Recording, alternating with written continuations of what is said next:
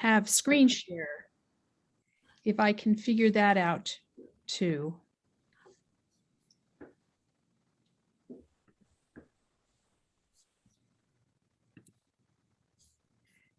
And there we go. Welcome to Restarting and Energizing PFACs with easy to implement how-to lists. And we're going to talk today about building and using agendas. I have this Zoom setup where I can only see a few of you at a time. But if you have a question or a comment, please write it in the chat. I see we have one chat. Roger has typed in who he is and where he's from. Thank you, Roger. And others feel free to do that as well, because many of you are new to Consumers Advancing Patient Safety's events, and we'd love to get to know you better. We are going to be just a half hour today. We want to be very respectful of your time. Two of our colleagues have generously offered their time to share with you the work they have done in understanding and building agendas. First, we'll hear from Armando Nahum, who is a principal with the Healthcare and Patient Partnership Institute. Armando is living currently in Atlanta, Georgia.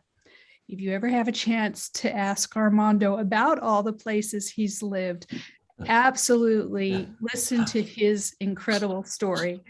And then we'll hear from our friend Chrissy Blackburn, who is the Principal Advisor, Patient and Family Engagement with the University Hospitals Health System in Cleveland, Ohio, where we like to think of Chrissy as a Spitfire who just ignites their patient and family engagement program. So we really appreciate both of you joining us today. Let's see if we can get this to advance. So the first thing we're going to do is confirm what an agenda is, and then we'll hear from Armando about how-tos for setting up the agenda for your very first PFAC meeting, which may look different than subsequent meetings. Then how-tos for your PFAC meeting from Chrissy, and then a few tips from me, Lisa Maurice, and we'll show you what the PDF that you'll be receiving after this meeting will look like. And then hear from Armando about how he came up with his information about PFACs. And we'll talk a minute about facilitating your PFAC meeting, which is next month's half-hour meeting. What is an agenda? I know we think we know, right? But let's just confirm what the common definition is. An agenda sets out the list of items to be discussed at a meeting. That seems simple enough. An agenda for a PFAC meeting specifically should be specific to your organization, should focus on collaborative discussion and decision-making, and include in outline or other format the order in which the items are to be discussed. And the whole point of that is that the meeting achieves its purpose, that you're like a train going down a track, and the track is your agenda. So with that, I'm going to turn it over now to Armando to share with us what you do with your first PFAC meeting. Armando? Thank you very much, Lisa, and thanks everyone for having me here. It's a pleasure. Hope everyone is doing well and keeping safe. As Lisa mentioned, agendas should really reflect and be tailored to your particular organization, but there are certain things that we try to accomplish, especially on our launch meeting and the first meeting. You'll notice right away that this particular slide has an acronym PFACQS. This is the acronym that our organization uses because we like to think of PFACs that really tend to work on quality and safety. And so we added the QS. It's one an important factor for us. So the meeting objectives as you set up the agenda for your launch meeting, should always be obviously to welcome the members. It's always best to have leadership there because it shows a commitment from the organization point of view. It's always nice to have somebody from the C-suite or even a board member that appreciates this journey. It's great if the particular person from the C-suite or the board can stay for the whole meeting, but a lot of times they're very busy people. They only come in and welcome the group and then move on. Some effort should always be made to obviously orient members to the particular organization mission, vision, and priorities. Although I find that as PFAC members get accepted to become patient and family advisory councils, they have to go through some kind of orientation initially, which most hospitals tend to use their volunteer department for that. So sometimes the orientation to PFAC member on mission, vision, and priorities have already been done. And if that's the case, what I always suggest is to start out with a safety moment. Somebody from the organization that can tell a safety story, and then listen to the members, in particular, the community side of the members, to tell their story. This is probably the first and sometimes the second meeting is where the patient stories come to live. It's not a place to complain.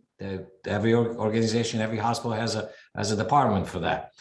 But it's a place to tell your story initially and then move on.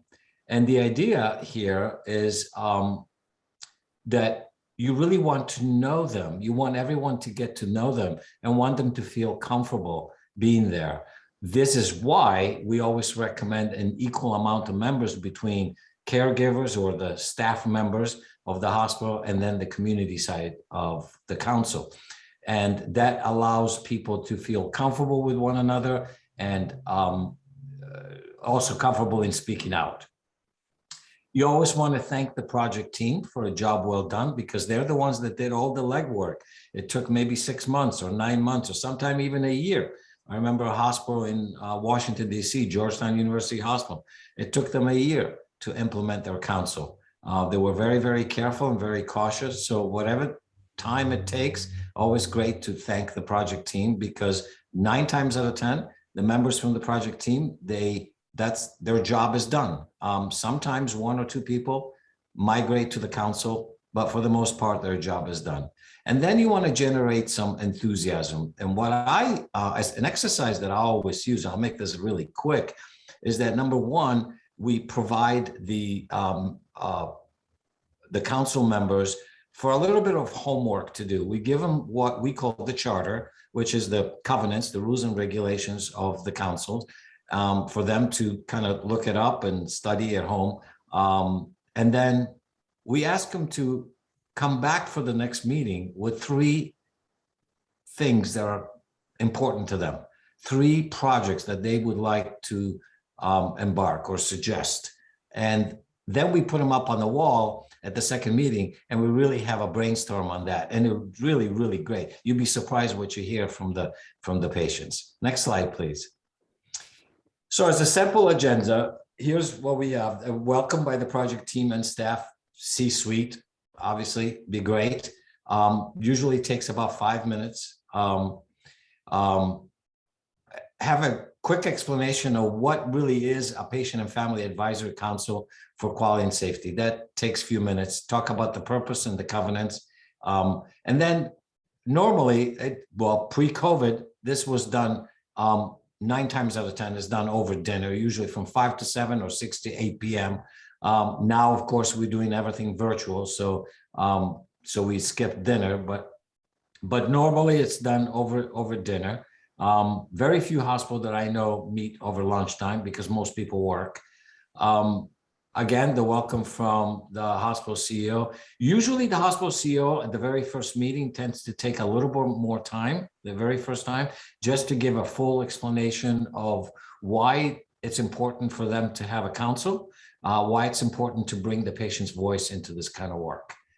And then have these introduction storytelling from the members of the PFAC.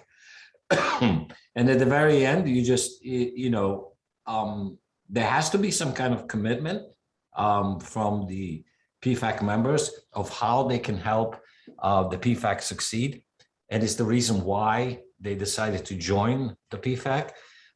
Again, it's not to complain, it's not to tell their stories 100 times, but rather to move the agenda forward in making this hospital the best it can be in their community. And then hopefully, if there's time for that, is kind of arrange, a few minutes to have a group picture taken. Some hospitals have a tendency to put the PFAC members actually on their wall in their hallways, which is marvelous to do, but not all of them do. But at the very least, they have it either on their website, the photos on the website, or on the annual report at the end of the year when it goes up to the board. So I'll stop here, and I don't know if you allow questions now, Lisa, or at the end. I think we do have a few minutes for questions. Is there anybody who has a question? I know I went pretty fast on this, but I didn't want to take away from Chrissy. Well, then let's move on to Chrissy. I don't see any hands raised right now for questions, and nobody's speaking up.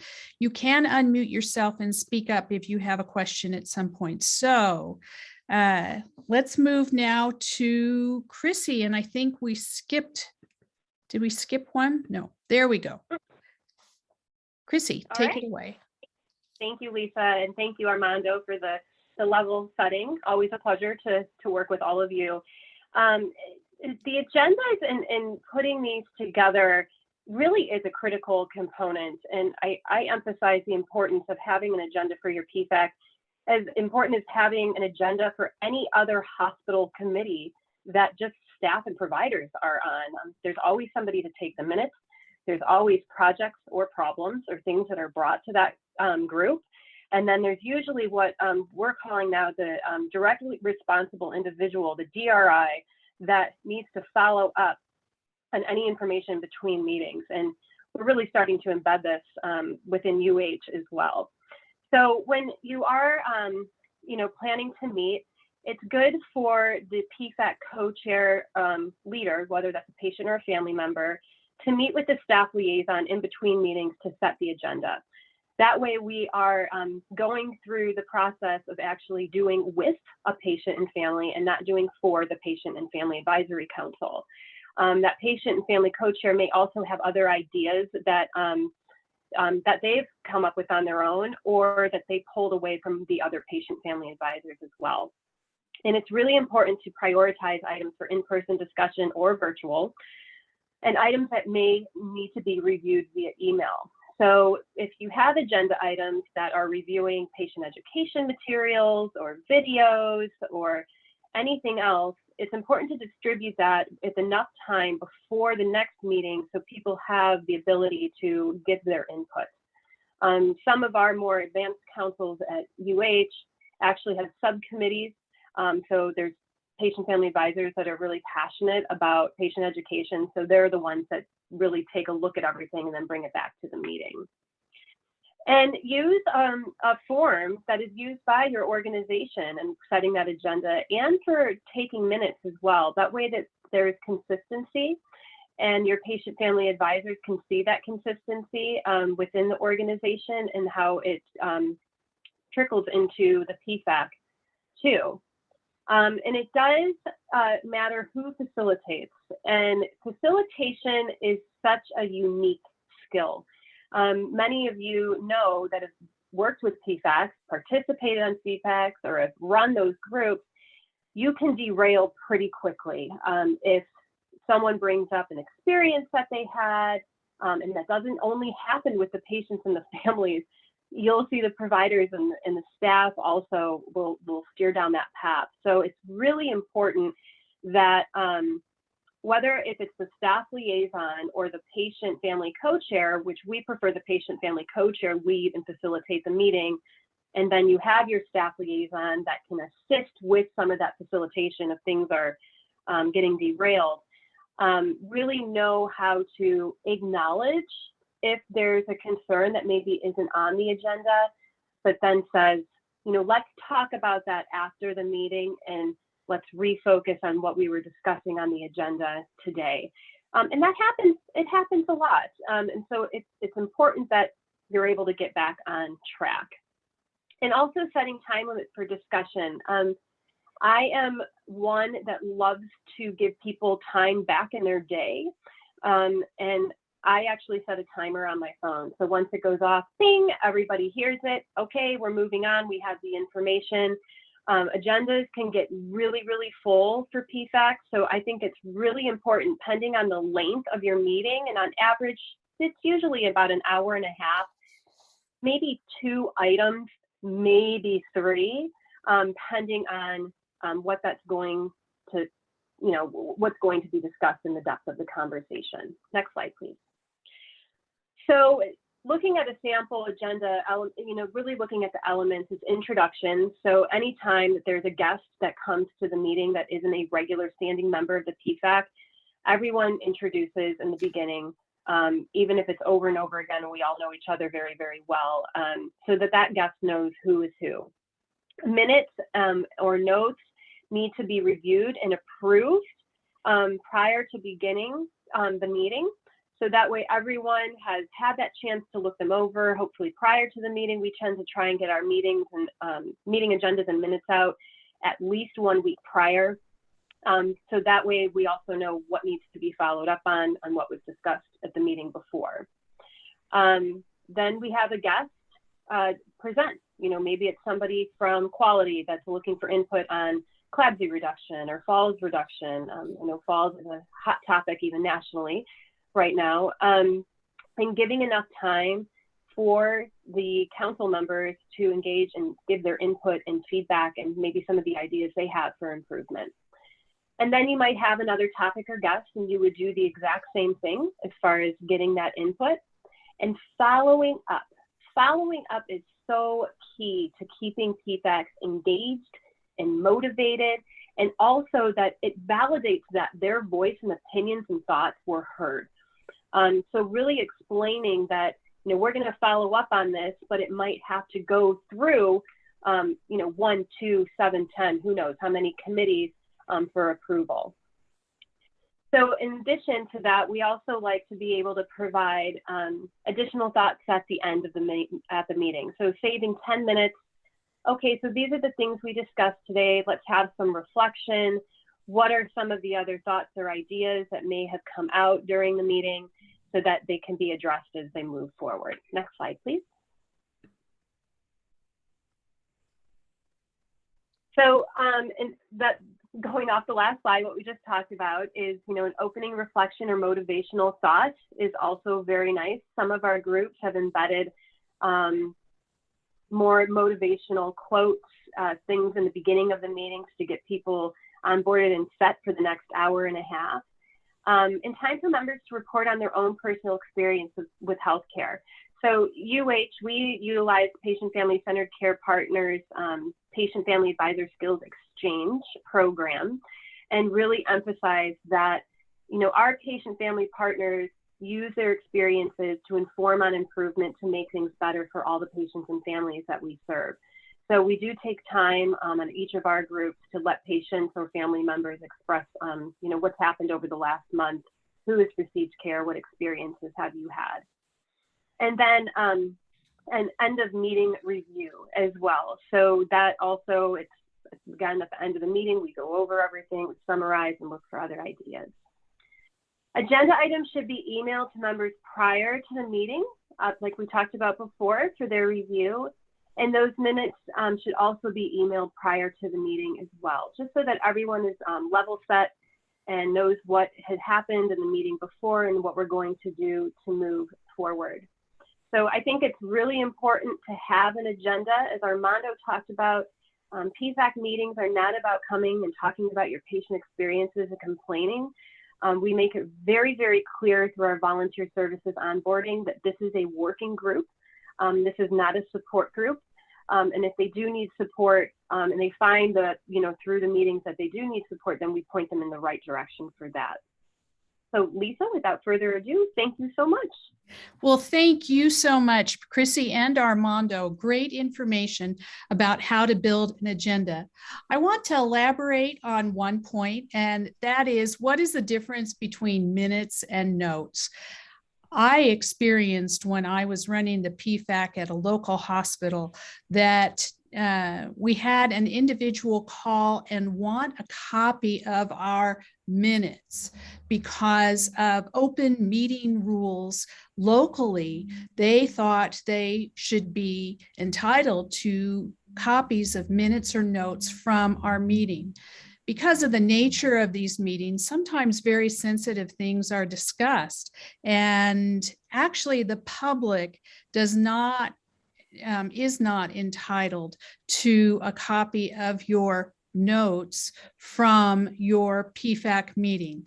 They are, it's not an open meeting. It's not a public meeting. It's not an administrative council or board of trustees type of meeting for your organization. And so you may consider, instead of calling them minutes, calling what you take down as notes of the meeting. And that indicates not quite as high of an obligation to the public.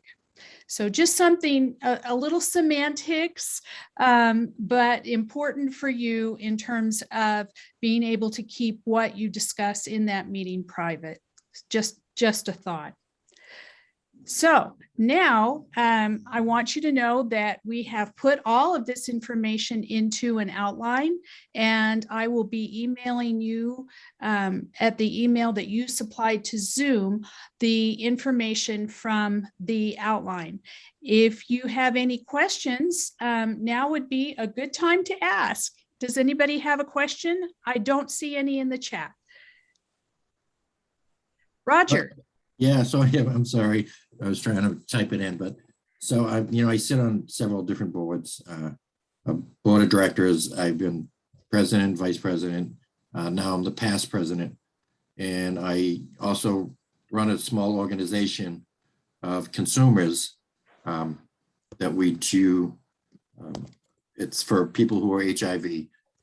We have 7 members on our council, and then I have my regular PFACs.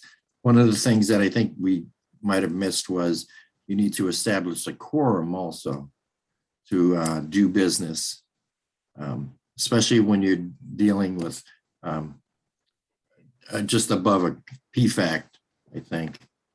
Excellent point, actually, Roger. And in the case of where you sit on the board for your federally qualified health center, which is quasi PFAC, yes, you absolutely have to establish quorum in those situations.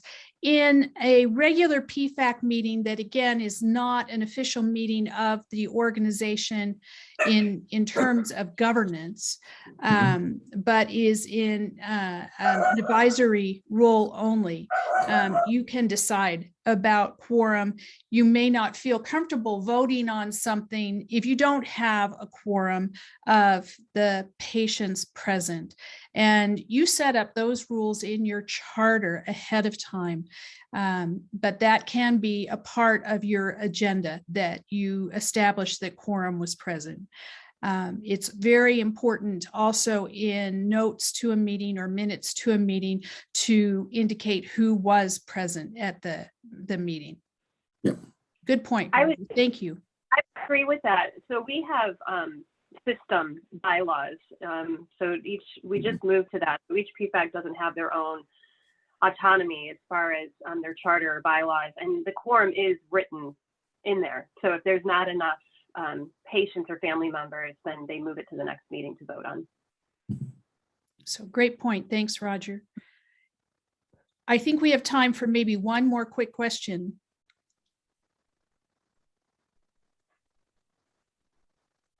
Just one comment, Lisa. This is Karen. Hi, Karen. Hi, and if there are medical staff members that come to this committee, there may be some very sensitive material talked about under medical staff peer review that is extremely confidential. So you have to be very careful of that, especially in regards to minutes. Absolutely. And I think as Armando and Chrissy would echo, that it's very important that prior to beginning attending meetings, members of your Patient and Family Advisory Council receive training on HIPAA and confidentiality. And as Chrissy suggested, that kind of training is often available and very excellent through your volunteer services department. That is going to be true, especially in the hospital setting. If you're in the clinical setting, you may not have access to the same level of volunteer training, but you do have access to your organization's HIPAA training, and give those advisor volunteers the same training that you would give your medical assistants, your registrar, everybody who is coming in contact with patients and sensitive material. So excellent point. Thank you, Karen. Lisa, if I could just piggyback onto you quickly in regard to the clinical setting in the outpatient ambulatory space, we had a couple of practices that were part of the CMS CPC Plus, where it was required for them to have a PFAC. And what we did for volunteer services is we sent the patient family partners to the nearest community hospital to the practice, and we're able to get them onboarded there. So that's always another alternative. Creatively meeting that need is a great thing, and that sounds like a good example of how that can be done. Thanks, Chrissy. Sure. Okay, I want to answer Nancy's question from the chat. This whole meeting, this recording will be available on YouTube hopefully within a few days, along with a link to the agenda. And a link for it will be also available in the newsletter going out next month, next week. And a link will also be available in that to the how-to list. Here is the information for contacting Armando, Chrissy, and myself. Armando's in twice because Armando is going to visit with us now about the exciting program that he has that goes over how to set up a PFAC and how to maintain it. Armando's going to give us about a minute. Go ahead, Armando. About 45 seconds. How's that? So yeah, if there's one thing that COVID has taught us is the way we do things in the new world here, right? So everything is virtual. So when COVID first broke out, my dear partner and I had an agreement with a hospital in New Mexico to build a PFAC in person. And then of course that couldn't happen. So we had to get creative. So we did it over the platform that we're using right now, which is Zoom. But then we decided that, this program should be really enhanced. And we came up with this artificial intelligence software where it's totally customizable for the particular organization that wants to embark on this journey. And so the color that you see here and the logo that you see on the top left, it's not an indication of what actually looks like, because it's totally customizable. But the modules or these boxes that you see are the journey that we take you on. And it's done by the project team. It's done by the folks that actually organize and build the PFAC.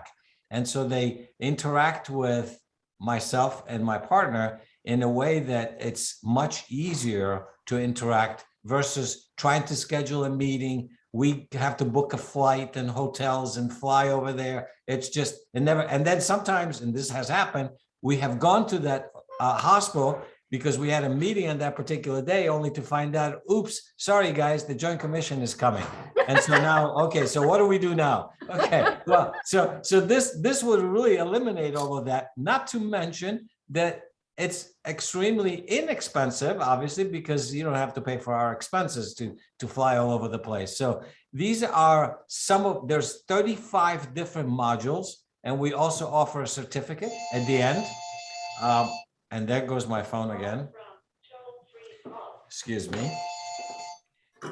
So I will let Okay, Armando get his phone.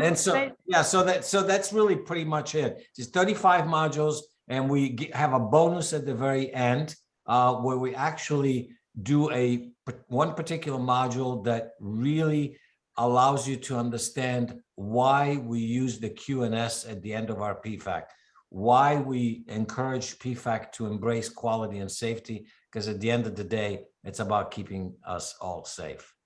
Excellent. Thank you so much, Armando. And if you want to get in touch with Armando for more information, his email is included in this presentation and will be on, I believe, the PDF. If not, I'll hurry and put it on. And I want you to know also that we are continuing this series with the next event being November 9th, and that is at 2 p.m. Mountain Time. We had some confusion about the time zone, and if you were one of the people confused, please know you weren't the only one. So I tried to catch those and send people emails to update them, but 2 p.m. Mountain Time is 4 p.m. Eastern, 3 p.m. Central, and 1 p.m. Pacific Time. And we will be going over meeting facilitation. We will send out the Zoom link to register for that meeting. And as you did this time, you will receive a confirmation email containing information about joining that meeting. If you have further questions, please don't hesitate to drop me an email. And I really appreciate you taking the time to join us and you taking the time to build a PFAC in your organization and listen to patient and family advisors so that we can have the strongest healthcare systems possible. Thank you so much and have a great and safe day. Thanks, Thank everyone. you. Bye-bye. Thank you. Bye. Thank you.